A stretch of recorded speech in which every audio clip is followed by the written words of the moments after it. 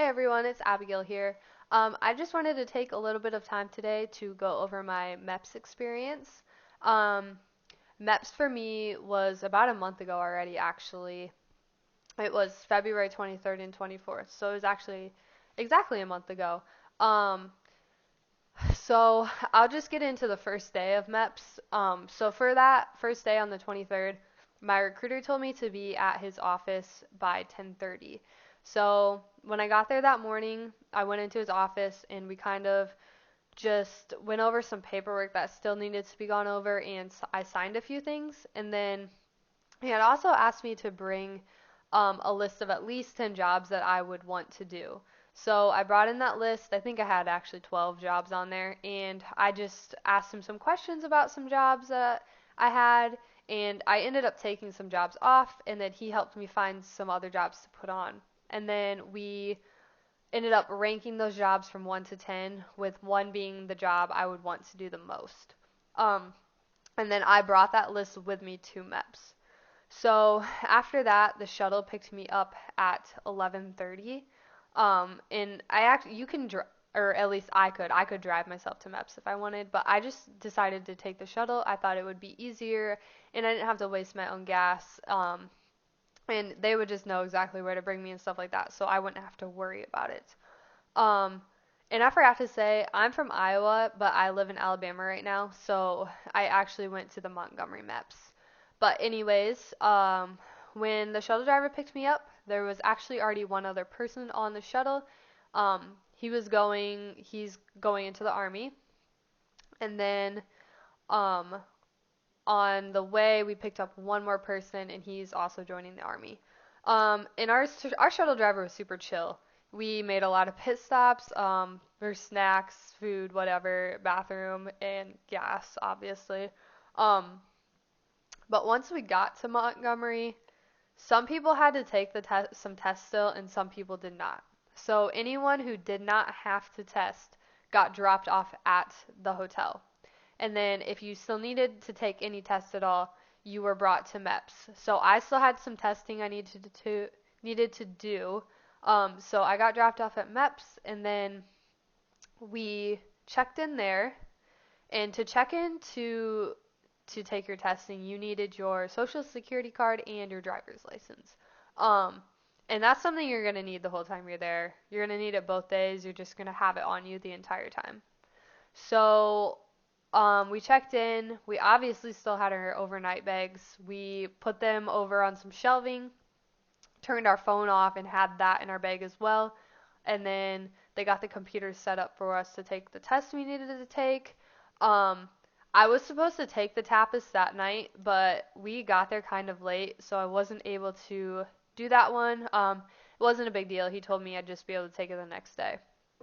So once we were completed with the testing we were going to do that night, we went back down, and the shuttle driver picked us up. It was a different shuttle driver than who brought me there, but they brought us over to the hotel.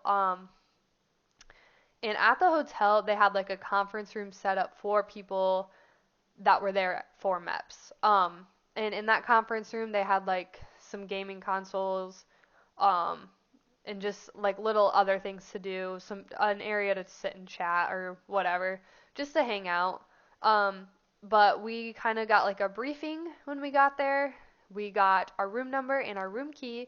We checked in, like signed in, name, phone number, some other stuff I don't quite remember. And then he gave us like a sheet of paper with rules, I guess, the hotel rules, or the rules that were for us to follow. Um, and then he gave us a briefing for kind of like how the next morning was going to go. So he told us we're going to get a wake up call at 3:30. We needed to be downstairs at 4 o'clock, and then that's when we would eat breakfast, and we would leave for MEPS at like 4:40 or 5 o'clock. So that was really the end of the first day. So MEPS day 2, which was the 24th for me. So we got our wake up call at 3:30, and we got up and got ready. They kind of tell you what they want you to wear for MEPS. So I had some like black dress pants on and then a nicer top. Um, and closed-toed shoes. I wore my tennis shoes because I wanted to be comfortable. But really any closed-toed shoes. Just they say like interview attire, like make sure you look nice. And then after we got ready, we went downstairs at 4, and that is when we ate breakfast.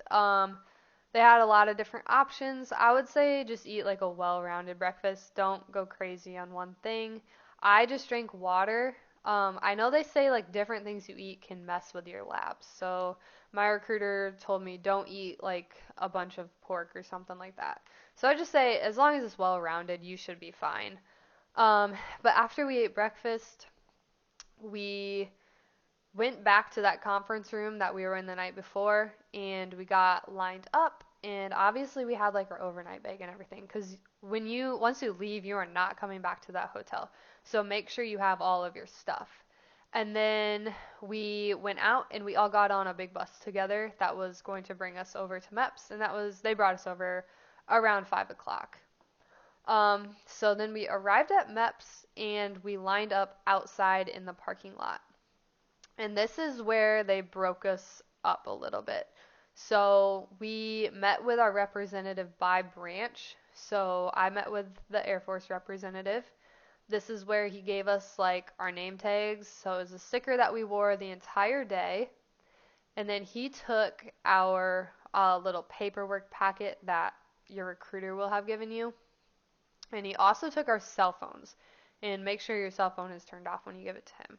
But just the main thing, make sure you give him your cell phone. Do not put your cell phone in your bag because your bag is going to get locked up for the entire day. So if you put your phone in your bag, you're not going to get it until the very end. Whereas if you give your phone to him, you're going to get it back sooner. Um, so after we did that, we went inside. You're going to go through a metal detector. They're going to like scan your bag, and then that's when you're going to put your bag in that locked room.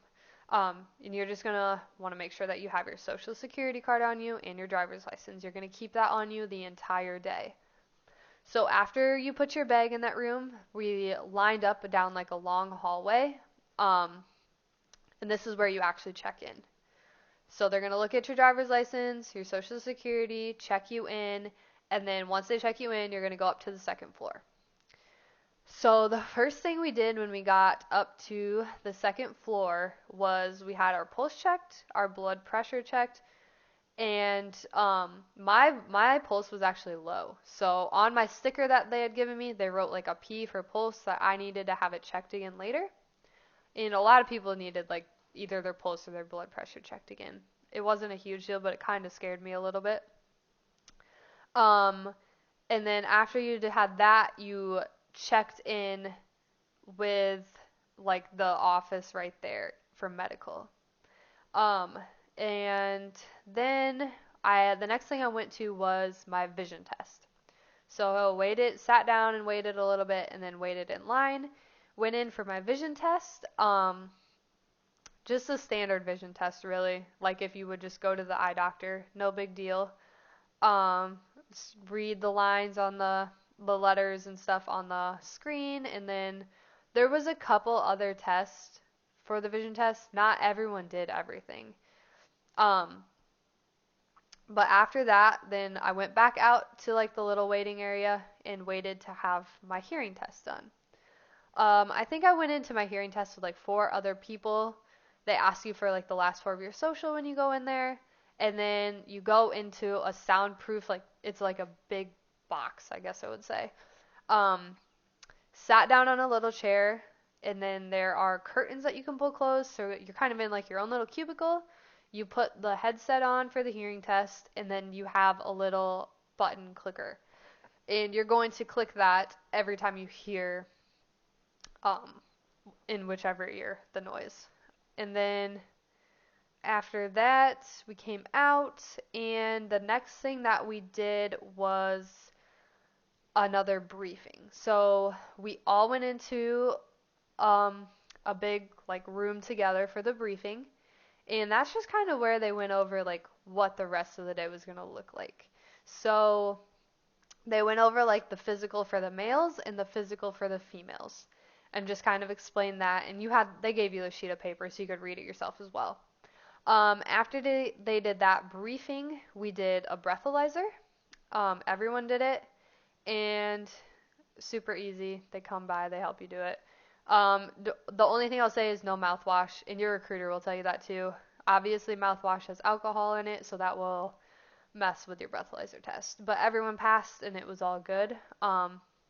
So after that, we went to do the urinalysis, and that was the female. The females went to do the urinalysis. I believe the males started on their blood draw. So I guess there was about 60 of us total there, and there was only 11 females. So obviously our group was a lot smaller. So the females went in for the urinalysis. When we did that, 2 people went at a time. There was 2 stalls. The stalls do not have doors because they have to watch you pee into the cup. Um, Now with this, I was told that the urinalysis was in the morning, which I guess it was. This was around 11 o'clock. But they said try to not pee in the morning. So I didn't go to the bathroom when I woke up. And like I said, we got up at 3:30 and this was at 11. So I had no problem taking that urinalysis. I would say I definitely would have gone to the bathroom in the morning and just drank water after, and it would have been a lot more comfortable for me because that was not fun. Obviously I had to pee very bad. But anyways, they tell you to fill up at least half of the cup, so we did that, and then you come out of your stall, and there's like a counter with an open window in the bathroom. So you're gonna give the tech that cup, and she is gonna take a little bit out to do a pregnancy test for females. Um, you stand there and you watch her do the test. So if you know how a pregnancy test works, you're going to know if it's positive or negative. She cannot tell you, though, if it is positive or negative. She's going to say you have to wait later when you talk to your physician. But like I said, if you know how it works, you're going to know the result right there. And then she keeps the cup as well. Um, so then after that, the next thing we did is we went back out into the hallway and we lined up for our blood draw. Um, I hate blood draws. I don't really like needles. I can deal with like shots and stuff, but getting my blood drawn is I really really dislike it. So I was pretty nervous for that. And there was quite a few people in line ahead of me, so I had time to sit there and keep thinking about it and get very nervous. But anyways, the girl in front of me ended up being in there for like 10 minutes, so I was kind of freaking out, like what is happening? And she was in there for 10 minutes, like not exaggerating. But anyway, she comes out and then it's my turn. And I had already talked to my recruiter about this. I said they make me nervous. Sometimes I get lightheaded. And he just said, make sure you tell her when you go in there that you can get lightheaded sometimes. So I went in there and kind of explained the situation to her. She was very nice. She was talking to me, asking me questions. And it was the quickest, easiest blood draw I have ever had. I got right up afterwards and I walked down the hallway to my physical. So no problem for me. I have zero complaints about that. Um, so after we did the blood draw, that is when we went down to do our actual physical.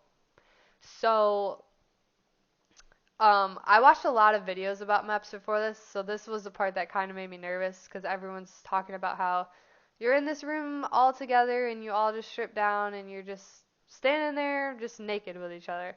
That was not the case for me at MEPS. We went in and they only took one person at a time. You had to strip down to your bra and your underwear, and the only thing that you had to do in front of anyone was get your height and your weight taken. And then after that, you went in with the doctor, and it was good. But I was jumping ahead of myself kind of there. Before you do that, you're going to go over your history with your doctor, your medical history. Which I was also kind of nervous about that because people say, and even my recruiter told me, like, they're going to grill you in there. They want to make sure you're not lying. But they just asked me like questions one time and took my answer and that was it. And it did not take very long. But I will say like and everyone will tell you this, no new news at MEPS. Like don't be telling them stuff that you didn't tell your recruiter. And you better make sure you're telling your recruiter the truth, because at the end of the day, if you have something like on your record or whatever, they're going to figure it out. So just make sure you're honest to your recruiter and don't go into MEPS telling them new stuff. Um, but anyways, so after you do your history, that's when you come out, you get in your bra and your underwear, you get your weight taken, your height taken, and then you're going to go back in with your physician. Um, and in there, that is when we did the duck walk. We did like walk on your toes, walk on your heels, like some touch, bring your ear to your neck without like raising your shoulder up both ways. Um, some like hands and arm stuff, just mobility stuff, make sure everything's okay. And then they're going to give you like a sheet, and that's when you're going to take your bra and your underwear off, and they're just going to check you over, make sure everything's okay. It was quick, it wasn't a big deal. Um, but that was the end of the physical. And then, so after that, you check out at the medical front desk, and they're going to tell you to go to your representative. So I went to the Air Force rep's office. And I got there, and he's like, "Have you eaten lunch yet?" And then, no. So he told me to go downstairs and get lunch. There's like a little hangout room for everyone. That's where you go get lunch. They had a couple different options. I know they had like turkey subs and ham subs. I got a ham sub, and that came with like an apple, um, a cookie, and chips. And then they had some different drink choices. And there's also like some vending machines in there and stuff, but I didn't have any of my things with me, so I didn't have like a card to get anything, but it was okay. I just got a water. They also had some pop choices to go with their lunch, but I ate down there, and then I went back up to the rep's office. And when I met with the rep then, well, the first thing that he had to do was the deadlift, and the max you can lift for that is 100 pounds. So he started me at 100 pounds, did that, so we were good after the first time. And then that's when we talked about jobs. Um, my top jobs did not have any availability, which kind of stinks, but in the end, I guess it's okay. I ended up going with air traffic control.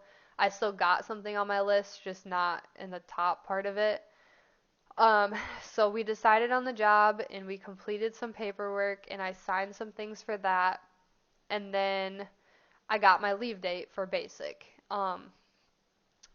And that was really the end for all the paperwork and stuff like that. And since I picked my job and everything, and I knew when I was leaving for basic, I got to swear in. And you didn't have to, I don't think you have to pick your job or anything to swear in. But anyways, I'm not exactly sure how that works. But I was ready to go, so I was ready to swear in. So I went downstairs in like a little room, a waiting area, with a bunch of other people that were going to swear in. And they had different swear-in times throughout the day. So I went to the last one, and then once everyone's in there, that's going to be part of the last swear-in. He comes in, and he does like a little brief for you, and then we go into the actual swear-in room, and he kind of just explains how it's going to work. We all swore in together. It wasn't like an individual thing. There are posters up in the front with everything you're going to have to say, and the person up front is saying it like 3 words at a time, and you're just repeating back to them. Super easy. It's on video, obviously, with your consent, and then you can get the video sent to you afterwards as well. So we swore in, and then that was really the end of the day. Obviously, you can't leave until everybody's done. So once we finished that, we just kind of sat around. I didn't have to wait for a long time, so that was good. Everyone got finished. Our our shuttle drivers got there, so they had us line up, and that's when we could get like our stuff out of that locked room again. Um, they called us by like shuttle group, so they called you like by where you were going. So each shuttle group went out at a time, grabbed your bag, and then got onto your shuttle. And then my shuttle driver dropped us each off. I got dropped off at my recruiter's office, and then I could get in my car and go home. Um, It was a long day. So like I said, we got up at 3:30 and I didn't end up getting to my car until I would say around 10 o'clock, and I still had an hour drive home. So it was definitely a long day, but I will say I think it went a lot better than I was expecting. Just a lot of different things went well. I mean, obviously it's not fun. You're sitting there, hurry up, and then you're just waiting because there's so many people everyone has to get through. But overall, it wasn't a terrible experience. And, you get to like meet some new people, meet people joining the same branch as you. You get to talk to them and just see like everyone's jobs. And it's just it's exciting. It's a fun experience too. Like, so overall, it went really well. Um, Hopefully, I answered some questions anyone might have. If anyone has any questions, just let me know, and I might make like a packing video as well because I actually leave for basic in less than a week.